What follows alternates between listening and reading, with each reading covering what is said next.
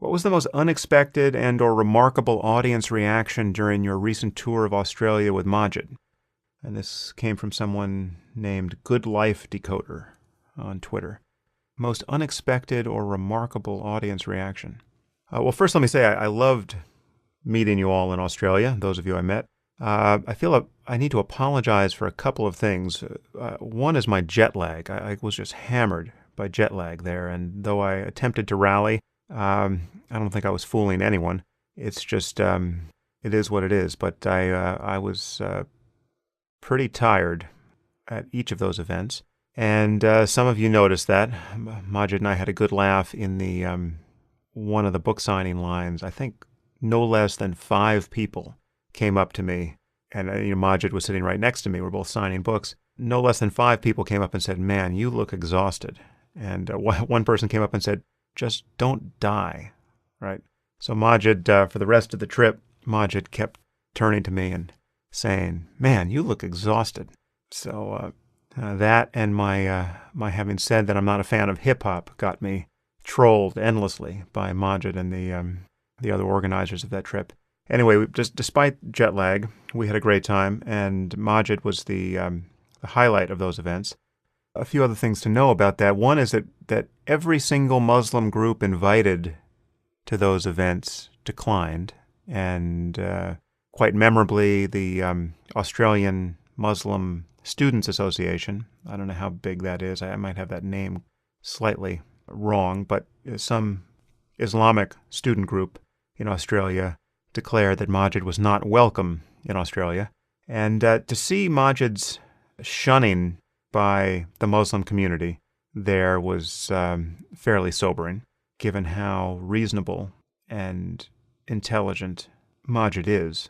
But the most surprising audience reaction, actually one person came up at the book signing from Pakistan and said to me, not to Majid, which was surprising, that I really should never doubt that my message is being heard even among religious conservatives in Pakistan. He had been a devout Muslim, and my YouTube videos, apparently, really got through to him.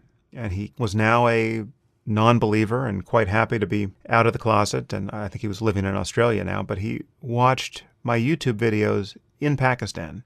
That seems like an especially heavy lift for me. And when I must say that when I put out books and videos and podcasts, I'm rarely thinking that someone in a truly conservative context in a place like Pakistan is being successfully reached by them. I know there are atheists and closeted secularists in countries like Pakistan who listen to this podcast and watch YouTube videos because I hear from these people, but I rarely picture actually reaching someone who is devout and changing their mind in that context. So that was fantastic to hear, and I don't recall your name, but it was great to meet you. So yeah, I think that was the moment of most gratifying surprise from the trip. But it was great to travel with Majid, and I really enjoyed Australia and hope to go back in the not-too-distant future. One other thing I should say about Australia is that while many people seem to love the events, I did hear some complaints about the format, that these were on-stage interviews, so that I didn't give a proper talk. I just came on stage and was interviewed by different people in the different cities. And there's a strength to that format, but there's also an obvious weakness. The weakness is I don't prepare anything beforehand. I don't know what questions I'm going to be asked. I haven't prepared a lecture. I certainly haven't prepared slides. So it's just a conversation. And so I am at the mercy of whatever I get asked.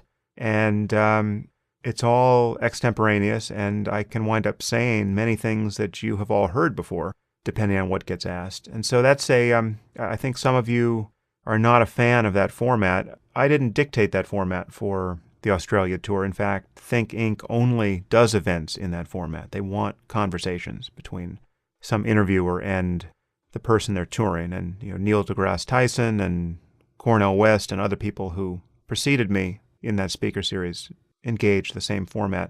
I go both ways on that. Sometimes on-stage interviews really work. Sometimes they don't. But it's I acknowledge there is a difference there, and you are not getting my most polished treatments of specific topics that are foremost on my mind at that moment. You're getting my answer to whatever gets asked in the moment, which is precisely what you're getting in this podcast. So take it or leave it.